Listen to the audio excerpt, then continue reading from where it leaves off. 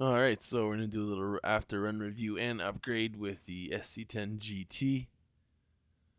We got about 8 tanks in it. Truck runs great.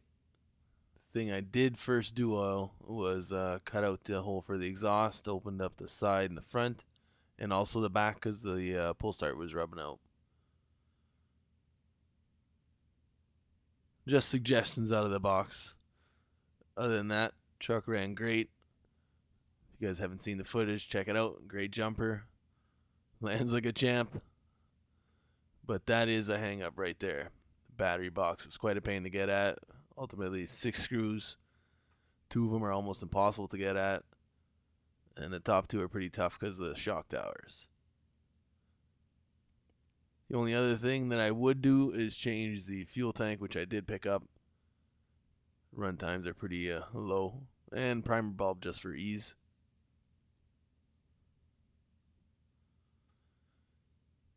The A-arms, I went with RPM as always. Not that I've broken the other ones, but it's a rule of thumb. Break the stock, replace with RPM. So to make room for the bigger fuel tank, we're going to have to remove the little side brace here. Now the fuel tank has a screw up front and one in the back. A little snug because it's rubbing up on the heatsink, but not a big deal. So, got everything loose. Now we're going to go ahead at the bottom, a bunch of screws to remove so we can get enough wiggle room to get the fuel tank out. So 2 at the back here where the chassis brace is, 2 at the front.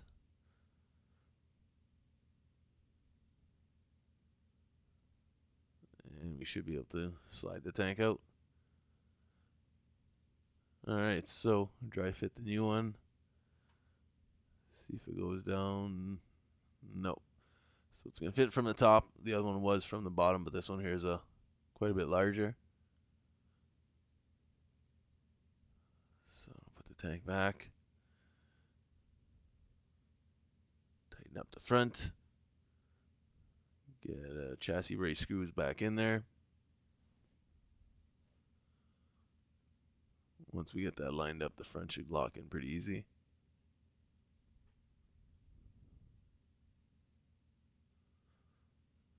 Last one's in. Put the tank in. And the fuel line. Screw in the back. One up front. Return hose to the pipe, and the tank is completed. Now onto the primer bulb. So just cut the fuel line, throw the bulb in between, zip tie it somewhere that's clean, and that should make it a lot easier to prime.